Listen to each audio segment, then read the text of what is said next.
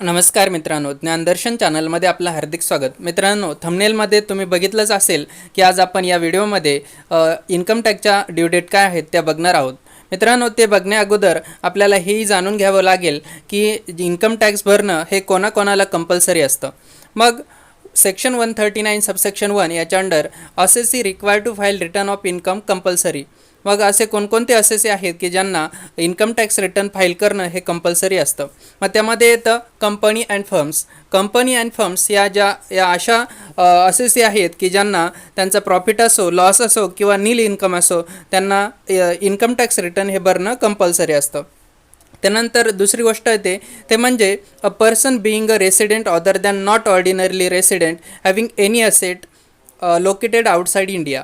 म्हणजे असे जे पर्सन जे रेसिडेंट अँड ऑर्डिनरली रेसिडेंट आहेत आणि ज्यांची असेट ही आउटसाईड इंडिया म्हणजे फॉरेनमध्ये त्यांची काही असेट असेल आणि ते त्याचे बेनिफिशियल ओनर असो किंवा बेनिफिशियरी असो तरी त्यांना इन्कम टॅक्स रिटर्न भरणं हे कंपल्सरी असतं.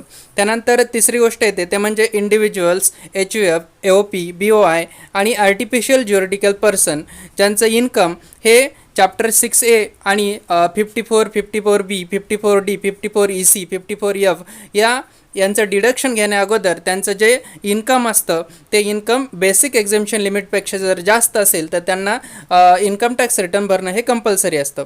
त्यानंतर चौथा पॉईंट येतो ते म्हणजे any person other than a company or a firm.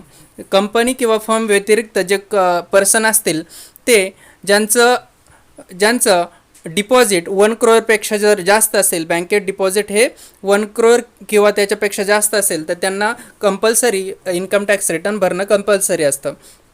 त्यानंतर दुसरं येतं ते म्हणजे ज्यांनी 2 लाखापेक्षा जास्त ट्रॅव्हलिंगसाठी फॉरेन ट्रॅव्हलिंगसाठी खर्च केला असेल तर त्यांनासुद्धा इन्कम टॅक्स रिटर्न भरणं कंपल्सरी असतं. आणि असे जे असेसी आहेत ज्यांचं इलेक्ट्रिसिटी कन्झम्पशन हे 1 लाखापेक्षा जास्त असेल, ॲन्युअली 1 लाखापेक्षा जास्त असेल, त्यांनासुद्धा इन्कम टॅक्स रिटर्न हे भरणं कंपल्सरी असतं. वरती आपण ज्या 3 कंडिशन बघितल्या त्या 3 कंडिशन जर असेसी फुलफिल करत नसेल तरीसुद्धा जर खालील काही कंडिशन त्याने फुलफिल केल्या तर त्याला जे इन्कम टॅक्स रिटर्न आहे ते भरणं हे कंपल्सरी असतं. मग त्यामध्ये पहिला पॉईंट येतो जर तो बिझनेसमॅन असेल आणि त्याचा total sales, turnover, grocery receipt ही प्रिव्हियस इयरमध्ये 60 लाखापेक्षा जास्त असेल तर त्यालासुद्धा इन्कम टॅक्स रिटर्न भरणं हे कंपल्सरी असतं.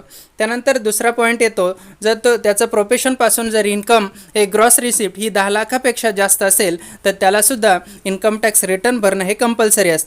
त्यानंतर त्याचा जो TDS असतो तो 25,000पेक्षा जास्त किंवा 25,000 जर कट झाला असेल तर त्यालासुद्धा इन्कम टॅक्स रिटर्न कंपल्सरी भरावं लागतं. आणि त्याचं जर वय 60 किंवा त्याच्यापेक्षा जास्त असेल तर ही 25,000ची लिमिट ही 50,000वर जाते. त्यानंतर त्याने जर सेव्हिंग बँकेमध्ये 50 लाखापेक्षा जास्त डिपॉझिट केलं असेल तर त्यालासुद्धा इन्कम टॅक्स रिटर्न भरणं हे कंपल्सरी असतं. मग आता आपण बघूया की इन्कम टॅक्सच्या ड्यू डेट काय असतात. मग ज्यांना ऑडिट ॲप्लिकेबल असतं, ज्या कंपनी असतात आणि ज्यांना ऑडिट ॲप्लिकेबल असतं त्यांना जी इन्कम टॅक्सची ड्यू डेट आहे ती असते 31 ऑक्टोबर. त्यानंतर काही असेसींना इन्कम टॅक्स रिटर्नची ड्यू डेट ही 30 नोव्हेंबर असते. मग ते असेसी कोणते असतात ते जे असेसी सेक्शन 92E याच्या अंडर येतात त्यांना 30 नोव्हेंबर ही इन्कम टॅक्स रिटर्नची ड्यू डेट असते. आणि याच्या व्यतिरिक्त जेही असेसी असतात या सगळ्यांना इन्कम टॅक्सची ड्यू डेट ही 31 जुलै असते. पुढे बघणार आहोत return of loss. Section 139 subsection 3 return of loss. Return of loss म्हणजे काय? जर आपला काही लॉस झालेला असेल तर तो आपल्याला या रिटर्न ऑफ लॉसमध्ये आपल्याला सेटअप करता येतो आणि अजूनही काही लॉस उरला असेल तर तो आपल्याला कॅरी फॉरवर्ड करता येतो. पण आपण तेव्हाच कॅरी फॉरवर्ड करू शकतो किंवा सेटअप करू शकतो जेव्हा आपण रिटर्न ऑफ लॉस भरलेला असेल. मग रिटर्न ऑफ लॉसची ड्यू डेट काय असते? जशी आपल्याला सेक्शन 139 सबसेक्शन 1ची जी ड्यू डेट असते तीच आपल्याला रिटर्न ऑफ लॉसची ड्यू डेट असते. त्याच्या आधीच आपल्याला रिटर्न ऑफ लॉस हा फिल करावा लागतो. पण जर आपल्याला हाऊस प्रॉपर्टीच्या अंडर काही लॉस झाला असेल किंवा अनॲब्झॉर्ब डेप्रिसिएशन असेल तर आपण रिटर्न ऑफ लॉस ड्यू डेटच्या अंडर आधी भरला नाही तरी आपल्याला त्याचं डिडक्शन किंवा सेटअप मिळू शकतो. त्यानंतर दुसरं येतं सेक्शन 139 सबसेक्शन 4 बिलेटेड रिटर्न. जर आपण सेक्शन 139 सबसेक्शन 1 याची जी ड्यू डेट असते तोपर्यंत आपण जर आपला जो आपलं जे रिटर्न आहे ते भरलं नसेल तर आपल्याला बिलेटेड रिटर्नमध्ये आपल्याला सेक्शन 139 सबसेक्शन 4च्या अंडर आपल्याला बिलेटेड रिटर्न भरता येऊ शकतं. पण याचा जो टाईम असतो तो कधीपर्यंत असतो? तो असतो आपलं जो असेसमेंट इयर असतं त्या असेसमेंट इयर संपण्याच्या तीन महिने अगोदर आपल्याला बिलेटेड रिटर्न हे फाईल करावं लागतं.